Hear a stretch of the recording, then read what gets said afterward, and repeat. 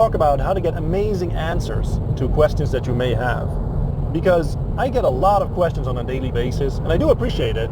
Like, if anything, if you want to know anything, get my take on anything, you can always ask me in the Ask Professor Arno channel. I'm always happy to help out.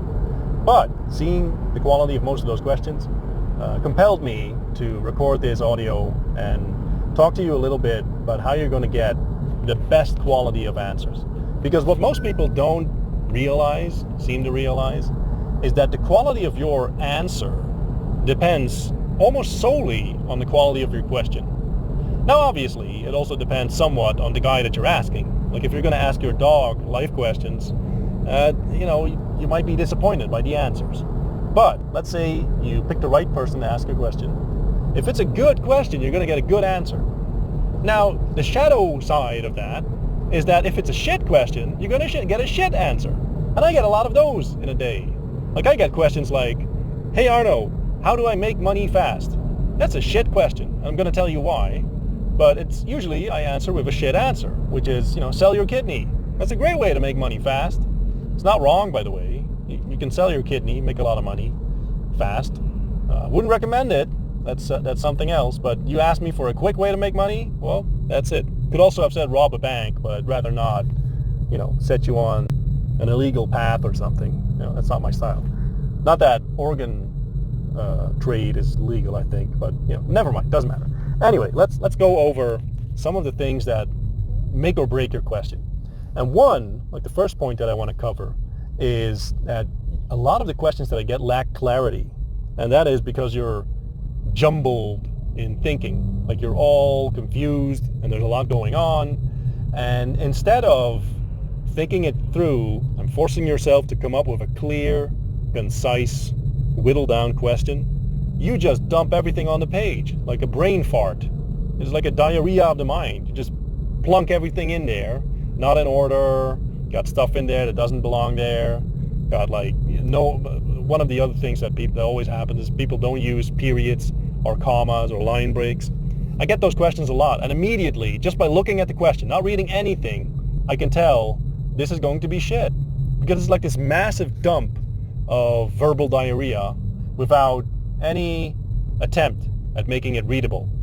So, if you want to get a good answer, do the bare minimum. Use periods, commas, line breaks, and think about what belongs in your question and what doesn't. So omit needless stuff. Put the stuff in there that, needs to be there for the other person to answer the question. Be a bit serious about it and take some time to actually word the question right, because I can immediately tell when something is just a complete brain dump and you're sort of outsourcing the ability to think through your question to me, which is not a good way of asking a question.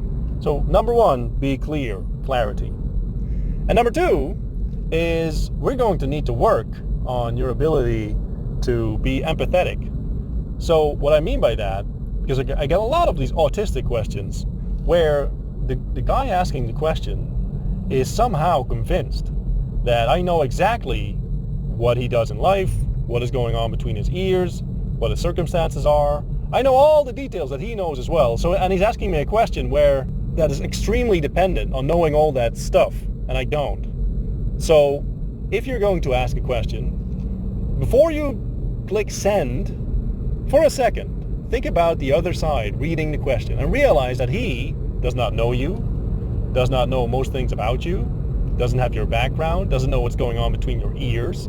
So, looking at your question from a perspective of someone that doesn't know you, doesn't know all those things, does this question provide enough clarity and enough details and enough background and context to get a decent answer? A lot of the times the answer is no, which means you're going to get a shit answer, or an incomplete one, which is often also shit.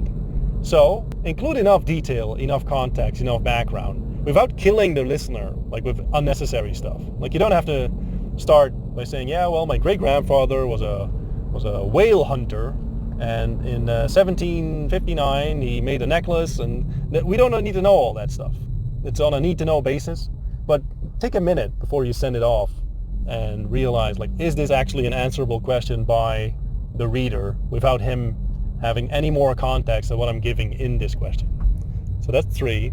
Oh, that's 2. And number 3 is I want you to include your plan. Because also, again, a lot of times I get these questions and they're, this is my situation, this is my choice, what should I do? Well, what's your plan? What do you think you should do? Because I can comment on that. It's very hard for me to make a choice for you, again, missing context, etc. More importantly, when I see what you have thought through up until now, like your thought process and the actions that you plan to take, the moves you intend to make, you are going to get a way better perspective from me, way better answer from me if I know all those things. And if I don't, well, you're going to get like an A-B, black-white, yes-no answer, which usually that's not what you're looking for. You want to get a perspective on your thinking process, like how do you get to your decisions? How do you make decisions? Is there a better way? Is there something else you're overlooking? So include your plan in whatever question you have. That is going to majorly upgrade the quality of answers you usually get. So be clear, include enough context, and include your plan of action. And that's your blueprint for getting amazing answers to questions.